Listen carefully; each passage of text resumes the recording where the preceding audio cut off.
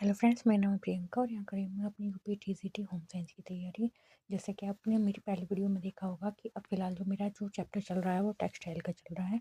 और टेक्सटाइल के थ्रू मतलब बहुत सारी चीज़ें पूछी जाती हैं टेक्सटाइल में, चाहे वो किसी भी टॉपिक से रिलेटेड हो, चाहे मतलब वस्त्र विज्ञान जैसे कि कपास, रेयन, नायलॉन, पॉलिएस्टर, टैक्रोन और मतलब ये सब जो कपड़ा बनाने की प्रोसेस होती है, किस किस चीज़ से बनाया जाता है और किस कितने टाइप का होता है, वो सब मैं तैयारी उसकी कर रही हूँ फ़िलहाल।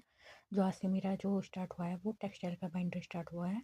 और मैं आपको ये बता रही थी कि मैं जो भी चीज़ें मतलब रिवाइज़ करती जाऊँगी या मैं पढ़ती जाऊँगी तो वो मैं आपके साथ शेयर करती जाऊँगी, ताकि ये भी आपको ये पता रहे कि मतलब किस-किस सभी के ही चैप्टर ऐसे ही सेम ही हैं और किस-किस टाइप से मतलब क्वेश्चन पूछे जाते हैं। पहले प्रीवियस ईयर में क कैसे किस टाइप से पूछे गए हैं और हम किस तरीके से उसकी तैयारी कर रहे हैं। तो आज की वीडियो मेरी इस वजह से थी कि मैं आपको ये बताना चाह रही हूँ कि पढ़ाई के साथ साथ ये नहीं है कि इंसान किसी भी इंसान के पास काम नहीं होता घर के वगैरह के।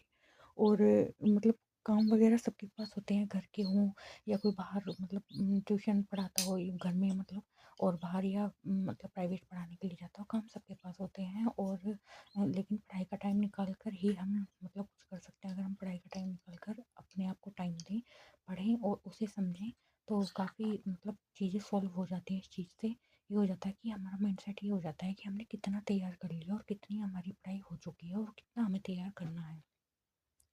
ये जो मैं आपको बता रही थी, ये जैसे मतलब क्रैश लोन कैसे बनता है, डेक लोन कैसे बनता है, और सारन सारन को बनाने में क्या-क्या प्रोसेस, किस चीज़ का यूज़ किया जाता है, न्यू प्रिंट किस चीज़ से बनता है, ये रेशम है।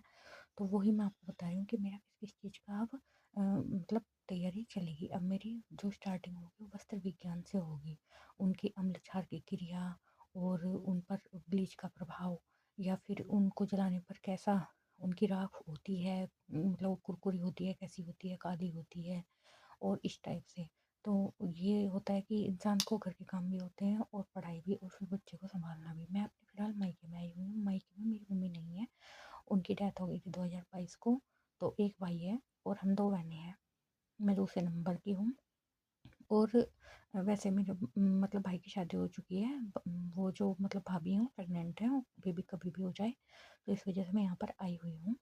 तो फिलहाल मैं पहले ससुराल में ही थी और मेरा प्लान है फिर मतलब मायके से जाने के बाद मैं अब नौकरी पर जाने के लिए मतलब सोच रही हूँ अपने पति के साथ। गवर्नमेंट जॉब करते हो तो मैं वहीं पर रहूँगी, और क्योंकि बच्चे को पढ़ाना है तो इस वजह से जाना भी पड़ेगा। वैसे मैं काफ़ी रह चुकी हूँ मतलब अपने ससुराल में, 7 साल हो जाएंगे मेरी शादी को, उसमें मार्च में। तो 7 साल रह चुकी हूँ मैं अपने ससुराल में। तो फ़िलहाल अब उनकी जो पोस्टिंग है वो मतलब ऐसी जगह पे है कि मतलब वहाँ थोड़ा खाने पीने की सुविधा कम है, तो इस वजह से भी मतलब कुछ भी मान लो जाना पड़ेगा।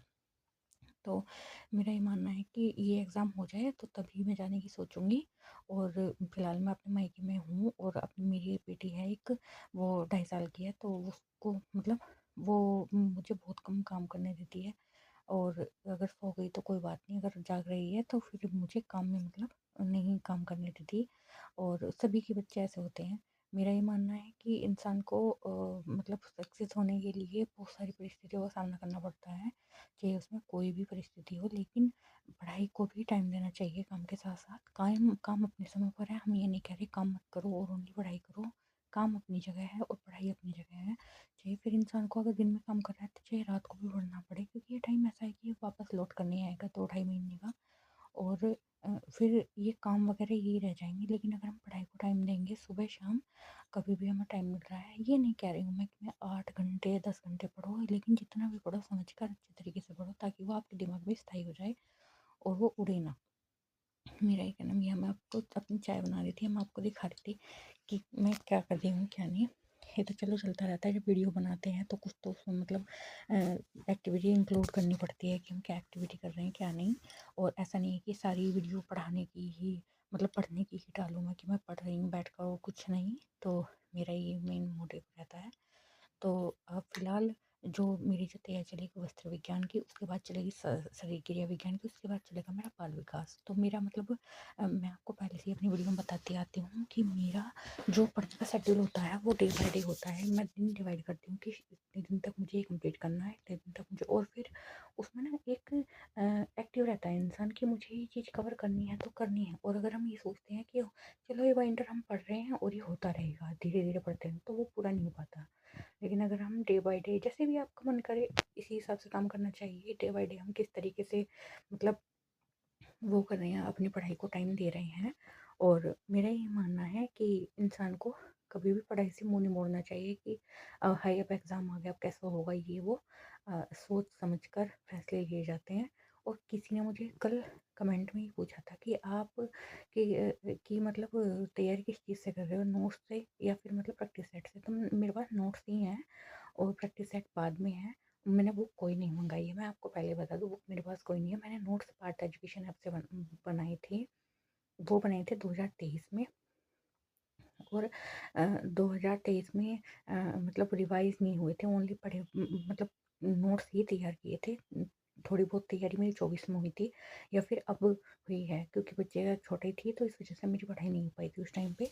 और फिर भाई की शादी भी थी, तो इस वज़ह से। तो अब फ़िलहाल मेरी तैयारी चल रही है, सही चल रही है, ठीक चल रही है। और मैंने कोई बुक वगैरह नहीं खरीदी, ना वस्त्र विज्ञान की। हाँ, बाल विकास की है, क्योंकि भी यूपी टेट सी टेट देती, इस वजह से मेरे पास बाल विकास की बुक है। और किसी चीज़ की नहीं, ना वस्त्र विज्ञान की है, ना प्रसार की है, और इन चीज़ों की नहीं, शरीर क्रिया विज्ञान की भी नहीं है। तो क्योंकि फिर नोट्स मैंने उससे ना ऐप से जब मैंने कोर्स लिया था उसमें सब रहता है, और उसी के थ्रू मैंने अपने सारे नोट्स तैयार किए हैं। वैसे मैं सोच रही हूँ अगर कोई बुक अच्छी सी लगेगी, मतलब देखने में उसका कंटेंट अच्छा होगा, तो शायद मैं लूँगी मार्च में। और क्योंकि मेरे पास टाइम फ़िलहाल मार्च में कम है, क्योंकि मार्च में इसलिए कम है क्योंकि बेबी होगा, इस वजह से टाइम नहीं मिल पाएगा उस टाइम। और तो मेरा यही मानना है कि फ़िलहाल मैं अपने बाइंडर नोट्स की प्रिपरेशन कर लूँ और उसके बाद देखूँ कि क्या करना है, क्योंकि आगे की कम सोचनी चाहिए इंसान को, और जो प्रेजेंट में है उसकी सोचनी चाहिए। और क्योंकि हर चीज़ें भगवान के हाथ में होती है, अपने हाथ में कुछ नहीं होता है, मेरा ये मानना है। क्योंकि जो चीज़ें हम फेस करते हैं उसका हमें सब पता रहता है। और आगे के इंसान को कभी भी नहीं सोचनी चाहिए कि हम कई कई महीने पहले ये आइडिया लगा ले कि तब ये होगा तब वो होगा। कुछ नहीं होता हमारे कहने से, हमारे करने से, सब कुछ उस ऊपर वाले के हाथ में होता है। क्योंकि मैं इस चीज़ को यूँ मानती हूँ, क्योंकि जब मेरा 2021 में टीजीटी का यूपी टीजीटी का एग्ज़ाम था, तो माइंड मेरा ऐसा हो गया था कि मुझे कोर्स नहीं लेना। जो इतनी मतलब ये था कि इतना क्या पता हार्ड लेवल ना आए, ये ना आए, वो ना आए, और मैंने कोर्स भी नहीं लिया। दूसरी बात, मैंने जो मतलब तैयारी की वो यूट्यूब के सहारे से की, अपने नोट्स बनाए। और एक बस वो थी मतलब अरिहंत की बुक मंगवा ली थी, और उससे बस ओनली मैं 4 नंबर से पिछड़ गई थी। तो मुझे उस टाइम ये था कि मैं 40 दिन में अगर मैंने मतलब कोर्स ले लिया तो तैयारी होगी कैसे? नोट्स लिखूँगी या फिर कुछ पढ़ूँगी? और अगर लिखने में टाइम चला गया तो फिर मैं पढ़ नहीं पाऊँगी। तो मुझे ये था कि जो भी मिल रहा है कंटेंट उसे तैयार कर लूँ। और हुआ ये कि मैंने शरीर क्रिया विज्ञान को बहुत ज़्यादा टाइम दे दिया, और टाइम देना था प्रसार को और दे दिया शरीर विज्ञान को, तो ये उल्टा हो गया।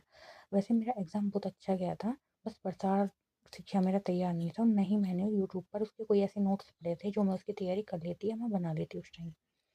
तो 40 दिन में ही बंदे को सब कुछ करना है, तो पता नहीं था, क्योंकि पहले सीटेट वगैरह के एग्ज़ाम में लगे रहे तो पता ही नहीं चला। फिर एकदम लगा कि सुपर टेट आ रहा है, सुपर टेट आ रहा है, कोई सुपर टेट नहीं आया। जैसे ही हमने सीटेट का एग्ज़ाम दिया था तो ये हुआ कि हाँ, सुपर टेट आ रहा है, अब तैयारी कर लो ये वो। तो मैंने कोचिंग लगाई थी सुपर टेट की, लेकिन लगानी चाहिए थी मुझे टीजीटी की। तो मैं ये मानती हूँ कि हर चीज़ भगवान के हाथ में है, क्या पता उस टाइम माइंड ऐसा हो जाता कि मैं सुपर टेट की ना करके टीजीटी की ही प्रिपरेशन कर लूँ, उसका ही कोर्स ले लूँ, और क्या पता सफल भी हो जाते। तो मैं ये मानती हूँ कि हर चीज़ भगवान के हाथ में है। ऐसा ही हमारा माइंडसेट हो जाता है सिचुएशन के अकॉर्डिंग। तो चाहे फिर आदमी इंसान पछताता रहे, और हम पछताए भी, और पछताना लाज़मी था, क्योंकि तैयारी थोड़ी-सी ही बाकी रह गई थी ओनली प्रसार की, ओनली, वरना मेरी सारी तैयारी अधिकतर हो गई थी उस टाइम। और आज की वीडियो लंबी हो गई, और थैंक यू वेरी मच मेरी वीडियो को देखने के लिए, और लाइक और कमेंट ज़रूर करें।